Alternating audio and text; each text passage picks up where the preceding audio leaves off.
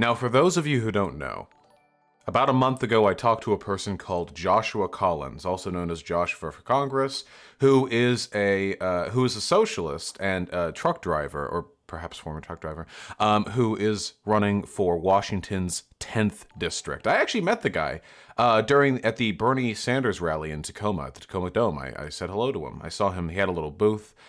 Gave him some money. You know how it is. Got to contribute. And I had a conversation with him. It was a good convo. Had fun. And that's all I really thought of it. See, for me, I don't like... Oslo boy. For me, I don't like involving myself in electoral politics too much as a matter of principle because it's so easy to get disappointed, you know? I'm going to be honest with you guys. It's relatively easy. Okay, y'all are getting banned if you do the Shrek thing. It's relatively easy. We need to have a bot for that. It's relatively easy to just do the YouTube stuff, you know? If there's a YouTube video you want to tackle, or if there's some dumb fuck like, I don't know, like Sargon of Akkad or something you want to make fun of, there's not, it's very easy to get into that because A, these people are easy targets, and B, we're not really operating within the real world framework of electoral political discourse. We're operating on YouTube. On YouTube, somebody like Sargon of Akkad, who has 1 million subs, can lose a debate to somebody like Christy Winters, who I dislike for other reasons, but fair credit, you know, credit where credit's due, who has like, what, 10,000 subs? That's the magic of YouTube right there.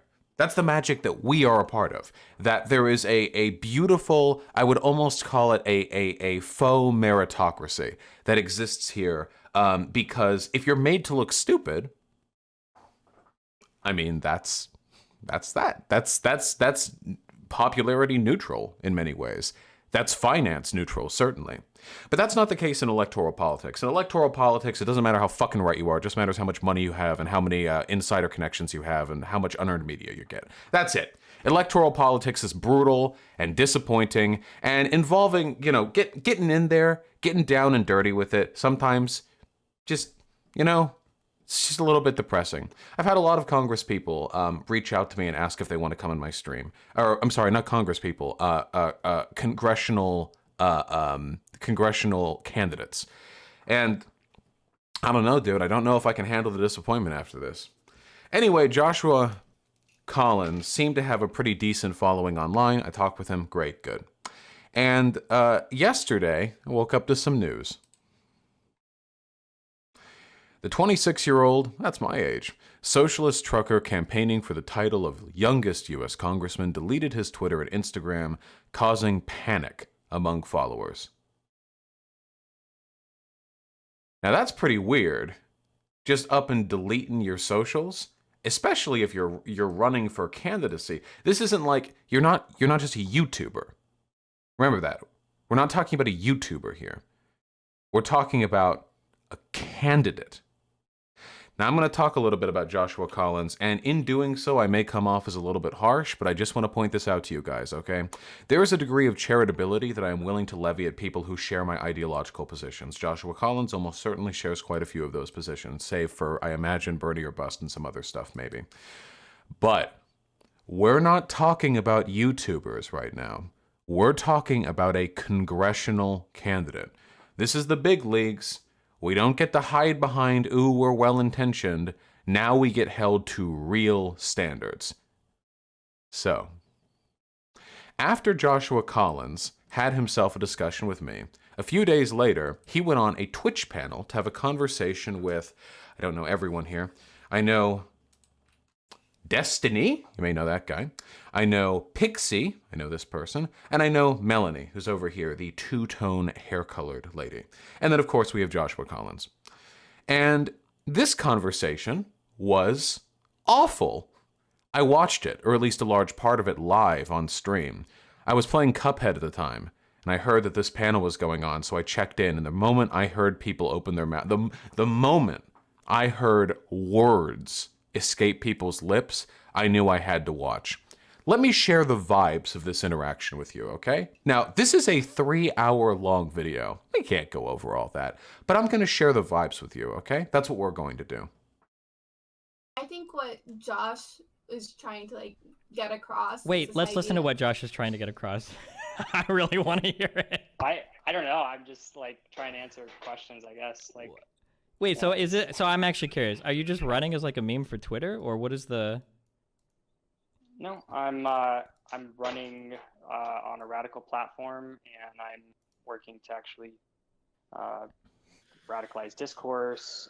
So the radical Generally, discourse I is don't don't want vote in the to- election, and the radical platform is the Green New Deal and Medicare for all, something proposed by AOC and something proposed by Bernie Sanders. That's Well, I mean, those are my only policies. I think those are the most important ones. So. I'm still like really confused. Like, so like Yeah. when you view socialism, you don't view like you just view like the current crop of like what a dem sock would be.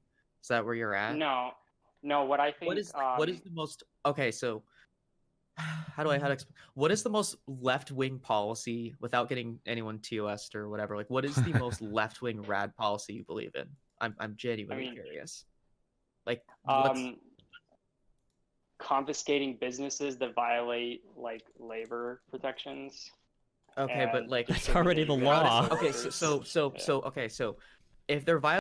That went on for 3 hours. If you want to watch the entire thing, if you have an exceptional fortitude, you can go on if you would like. I watched this once. That's enough for me. I'm going to summarize the entirety of that panel. So it was a Bernie or bust panel. Joshua is Bernie or bust. Now, I'm obviously not. If you know anything about me, you know that I advocate people vote Biden, and I've got some goddamn good reasons for it too. We'll get to that as soon as we're done with the convention, okay? We're all voting for Biden this year. But apart from that, Joshua Collins seemed to have some very fundamental, shall we say, inabilities over the course of that conversation. And I'll list them for you. Joshua Collins couldn't give a stump speech. A stump speech is a political tradition. It's a short speech that you give to deliver your policy positions, your platform, to the people who are listening. It's a very fundamental, it's literally like the baseline political, like this is like ground one. Like this is, you need to, so like think about it. Like imagine I'm running for Washington 10 or whatever, okay? Hello there, my name is Vosh and I'm running for Washington's 10th district. For too long, the people of Washington have demonstrated an unwillingness at the very least to cater to the interests of our constituency. So, it is time, I think, now, for a candidate who really cares about the people of this country to go up there and represent our district. These are the policies that I care most about. This is how I'm going to get them done. This is the priority that I'm going to put them through. That kind of thing. It's a stump speech. It's like, this is very baseline. Most political, for example, Bernie Sanders. Have you ever been to a Bernie Sanders rally? All that motherfucker does is stump speech. That's what he does every time. Donald Trump doesn't do it. Donald Trump will just go there and say whatever the fuck he thinks will give him applause. But Bernie Sanders, he'll go up there and we need Medicare for all, and we need to put an end to the endless war, it's a stump speech. But Joshua Collins couldn't do that. He had a very difficult time actually expressing his policies.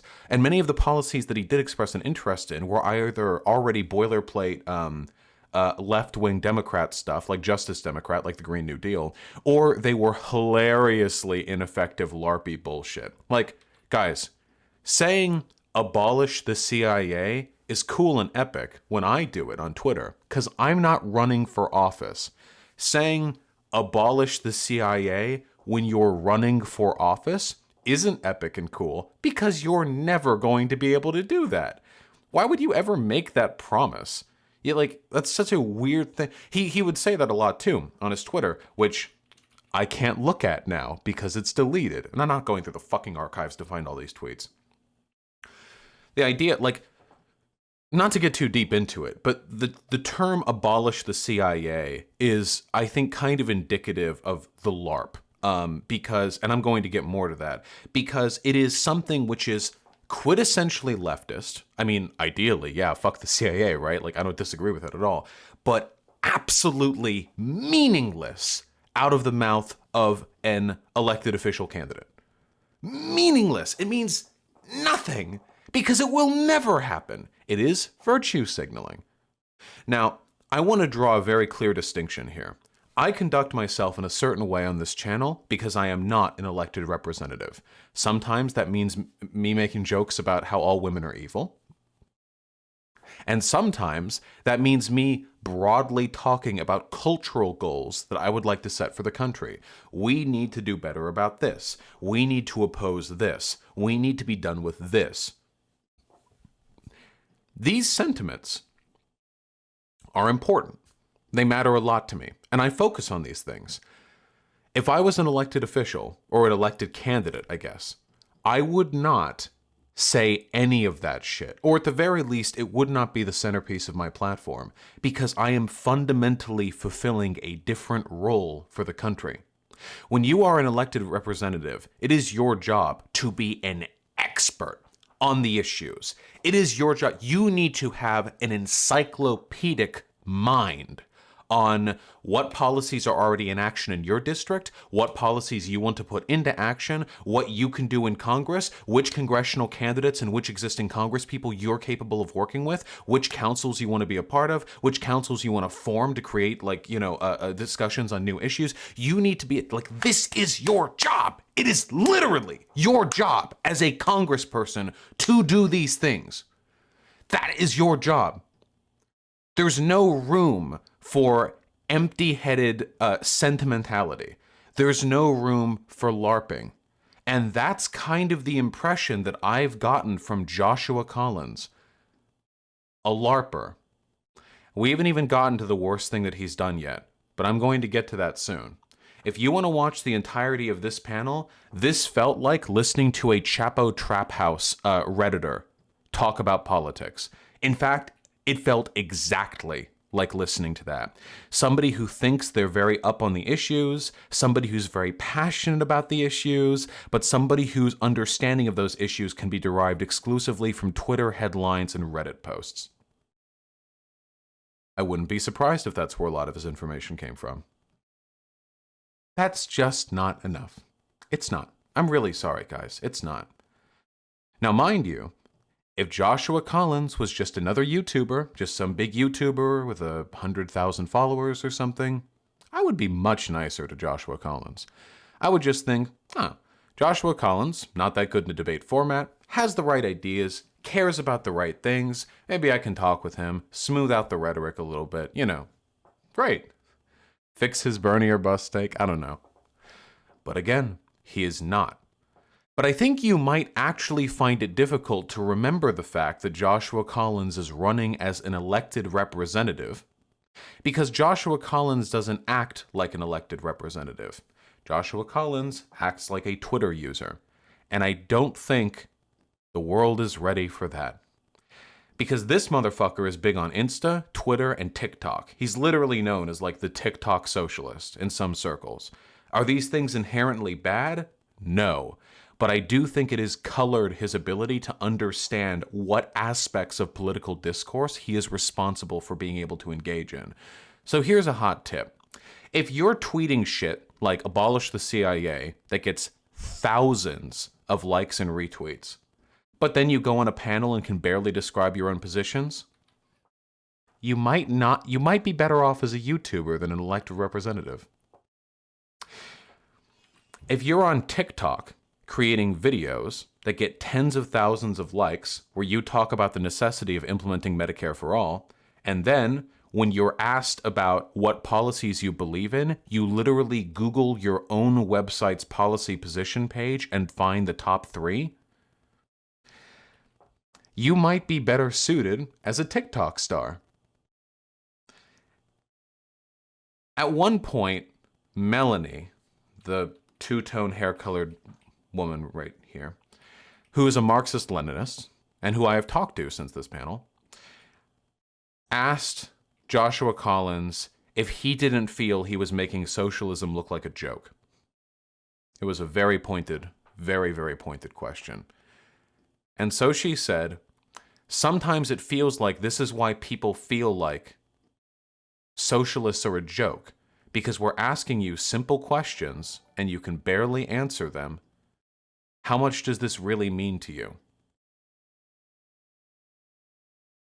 Yeesh. At one point, Joshua Collins went so far as to say the reason he was having trouble articulating his points was due to his autism. Which is, I mean, we can listen to it. Like, how do you talk I mean, to people on the campaign I should trail? probably also mention this. Like, I am autistic, so I like. Okay. Oh my God. If I'm going too hard on you, I have a very apologize. linear way of like, speaking. Like, if you ask me for a specific policy, I'm going to give you. Okay, policy, I'm sorry, but like, as I don't somebody know, that has like, it's just autistic such a friends, weird thing no, to- that's a huge Yeah. cop out. Autistic doesn't mean you're not capable of understanding your policy doesn't positions mean I'm or not reciting. capable, Like but when that you is ask, such a like- cop out, and it's an Whoa, whoa, whoa, insult to whoa. like. whoa, That's able- bullshit. Now, I mean, as a guy with autism, now I know autism affects different people in different ways. I'm not going to suggest that just because my autism doesn't keep me from explaining my positions in a heated situation, that means that it wouldn't affect him in that way. But, oh yeah, was he referring to me when he said autistic friends? No, I don't think so. I don't think Destiny considers me a friend. But, no. But Destiny laughing at autism is cringe. I don't think Destiny was laughing at autism. So, to clarify, Joshua performed very, very poorly in that discussion. And the issue with it was, it felt like he kept having excuses. He said, hey, just so you know, the reason why I couldn't explain that well is because of autism. And I think later he also said, it's because I'm tired. Man. Now, I don't want to get into a whole discussion of this. And I don't think this bears in any way, shape, or form on autistic people. Because let me tell you something, okay? I am autistic. And I would fucking crush it in the House of Representatives. Are you fucking kidding me? If I could somehow delete my edgy past and just fucking run on office 20 years from now, are you fucking kidding me? Autism be I would fucking obliterate Washington. Holy shit. I could outtalk anyone in the fucking halls of Congress easily. Absolutely 100%. I'll do it. I'll be the snakiest little fucking worm tongue the world has ever seen. I'll work my way up all the way to fucking fucking Speaker of the House. And then I'll abolish the CIA. So this has nothing to do with autism, okay? But, and I'm just going to say this frankly, if you can't do the job, don't try to do the job. Joshua Collins, if you're too autistic, by your language, to explain your positions to people who are curious about them, or to defend your positions in a somewhat contentious environment, you're probably not going to do that well in Congress. That is literally their job. One half of your job as a congressperson is meeting with your constituency and working with people to try and build an understanding of existing law, and the other half is actually doing coalition building to try and pass those laws. These processes require skills that you fail to demonstrate during this.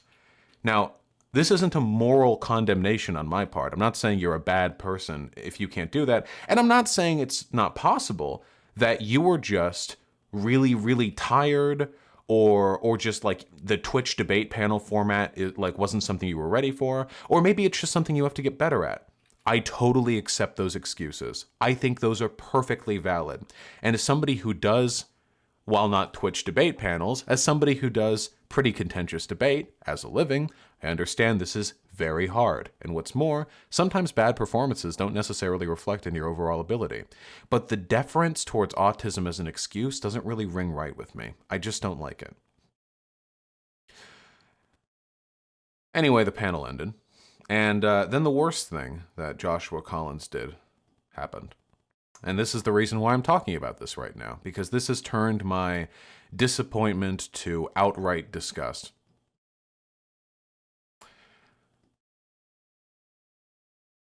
Joshua Collins said on Twitter and in this debate panel, for which I am simply showing Destiny's opening animation, that he would be running with the Democrats, in his own words, because after extensive research, we have found that running as a Democrat substantially increases your likelihood of winning.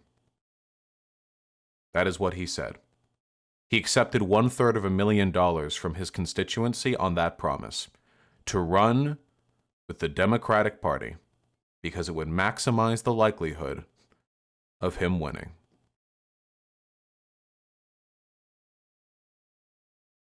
And last night, at 5:57 p.m., Joshua Collins filed under the newly formed third party, the Essential Workers Party.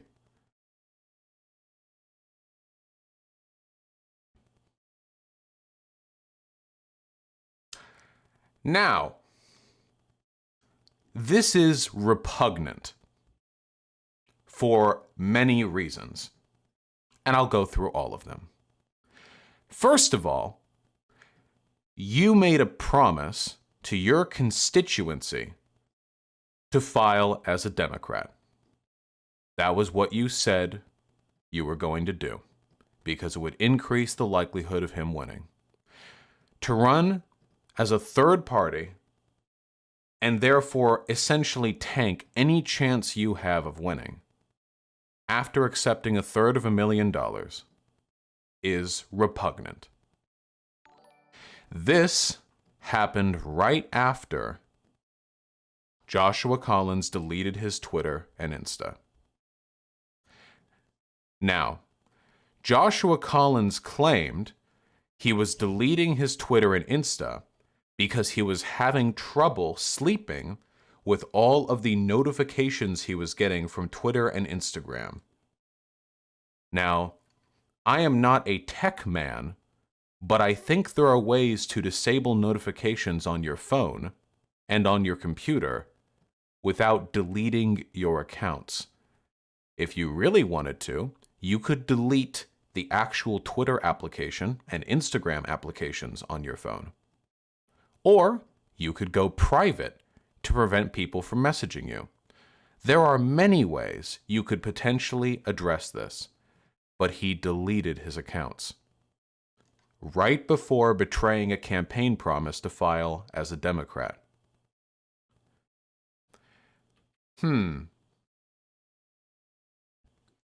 Now, maybe we can engage in some inductive reasoning here, try to figure out if there's a relationship between these two things.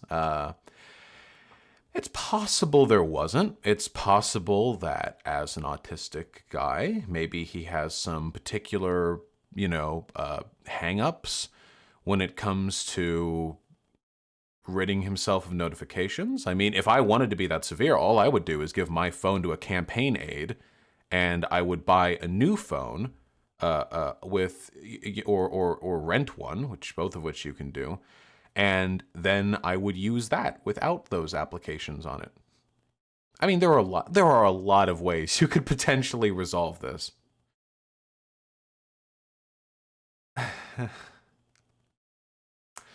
So where are we now?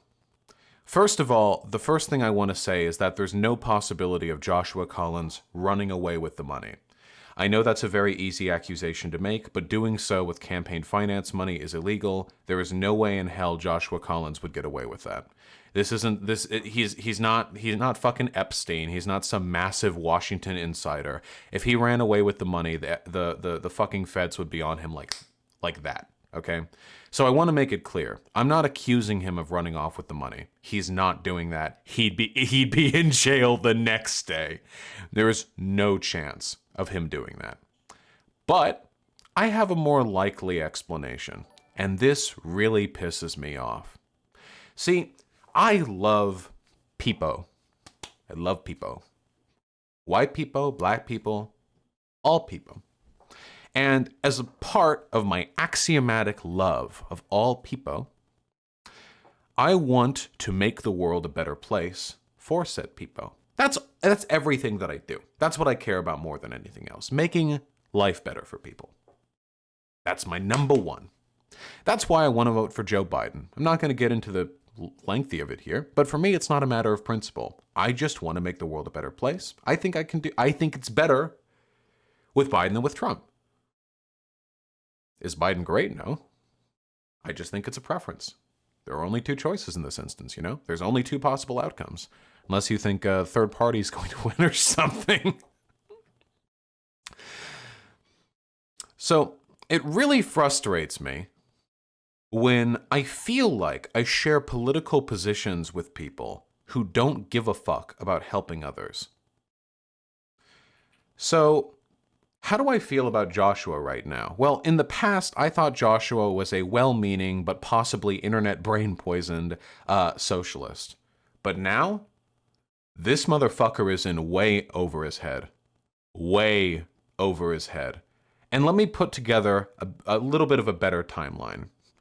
Joshua Collins was an internet brain-sick truck driver and a socialist who read a lot of fucking Chapo Trap House, who listened to a lot of Chapo Trap House, who spent a lot of time on Twitter, and he thought, hey, I could do this too. So he runs for office and leveraging his understanding of internet marketability on TikTok, on Instagram, on Twitter, and on Reddit, hey, I'm not making that up, by the way. If you ever went on Chapo Trap House back mid-time in 2019, this guy was constantly doing like effort posts on Chapo Trap House asking people for money. Do you guys remember that?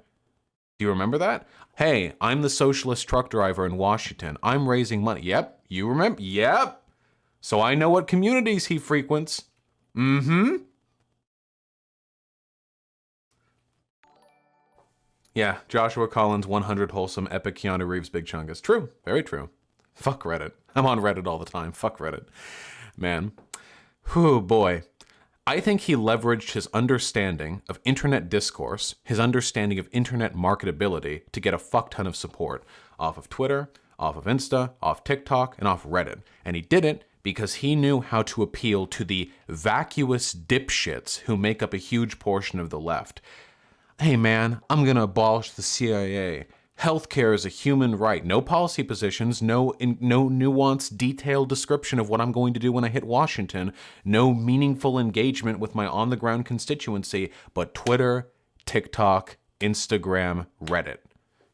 Internet dialogue drove his campaign. Oh yeah, and he's pretty cute. That doesn't hurt either. But anyway, it's getting time to actually file. I don't know if you guys know, the filing deadline for filing in the primary was today in Washington. He waited until the day before. Pretty crazy, right?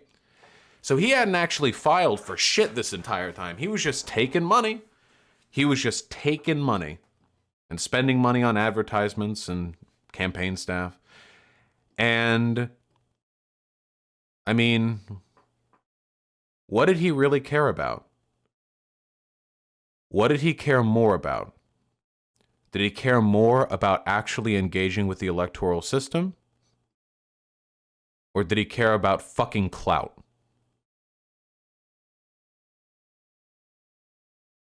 Well, what's the big clout meme amongst the hot and hip lefties these days? It's running third party, so you don't have to participate in the evil electoral system of the Democratic Party. He chose clout. He, and I use this word, I think with full severity, betrayed the people who donated to him. He backstabbed the constituency that he was riding off of, and he went with the third party because he, in the 11th hour, was more interested in maintaining his moral and intellectual purity, the Essential Workers Party, than actually working within systems that would increase the chances of him winning. Now, was there ever a major chance of him winning? Probably not. Really? Not really. But those chances, whatever they were then, are gone now.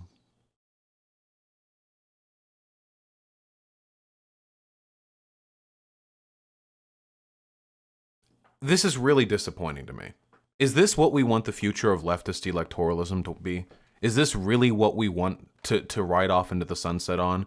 Is this going to be lefties from now on? Is this what we're going to do? A bunch of fucking LARPers whose education begins and ends at Chapo Trap House? A bunch of fucking clout-chasing morons who are more interested in getting a bunch of engagement on TikTok than they are in actually helping the people of their constituency? No. Nah, fuck that. Fuck these people. He is the logical extension of everything I hate about the online left. Vacuous virtue signaling over actually trying to make the world a better place. Unable to defend their positions in any format, online, in debate, whatever. Unwilling to engage with the electoral process because moral purity is more important than helping other people.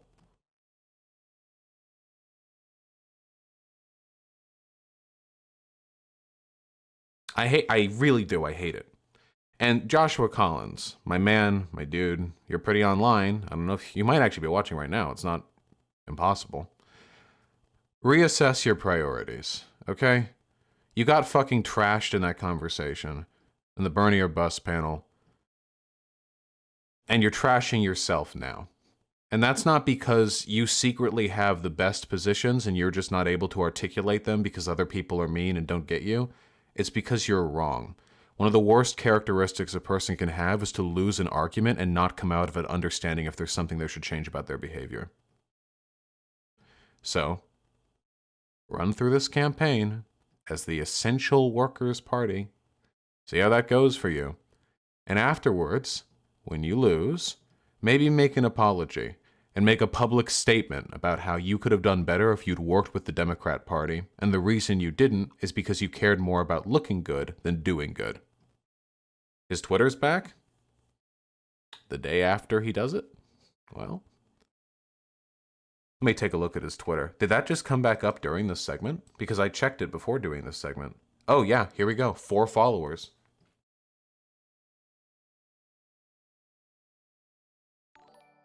That's a good thing to do if you care about building confidence in your elected officials. Hey, can you imagine if you're just like a lower class guy from Washington 10 who is really looking forward to getting like a cool representative in office, and then they like delete their Twitter and Insta like right before the filing deadline, and then they run in the wrong party? Who are the 4 who followed him? Oh, well, now it's back up. Now you guys are all back at it. See here. Who are the first 4? The OG. The OG. The first wave. His banner says Democrat. Oh, no, no, no, no, no. Oh, no, no, no. Look at his banner.